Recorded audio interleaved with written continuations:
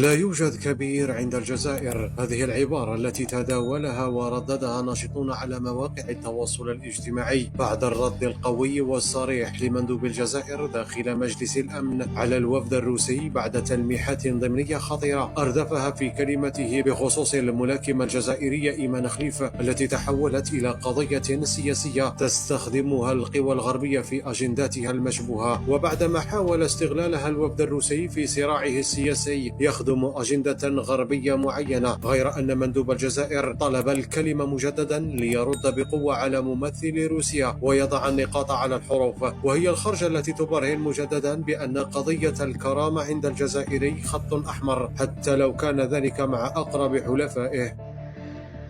ممثل الجزائر قد طلب تناول الكلمة للإدلاء ببيان إضافي وأعطيه الكلمة. شكرا سيد الرئيس. أعتذر عن طلب الكلمة لمرة ثانية، لكن وفد بلادي لم يكن يتمنى أن يتم مزج السياسة بالرياضة، وخصوصا الألعاب الأولمبية الجارية حاليا.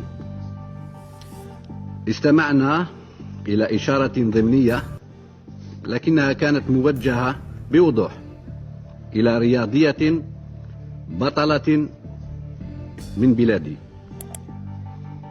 أود أن أؤكد ما يلي: إن الملاكمة الشجاعة السيدة الآنسة إيمان خليف ولدت أنثى، عاشت طفولتها بنتا يافعة، مارست الرياضة كامرأة بكامل المقاييس، وأؤكد هنا لا يوجد أدنى شك حول ذلك إلا من له أجندة سياسية لا ندري مقاصدها.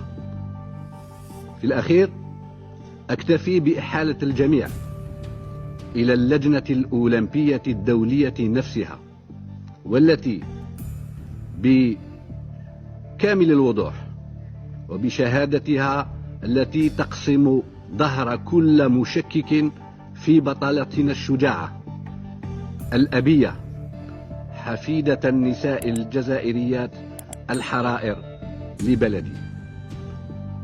شكرا سيد الرئيس.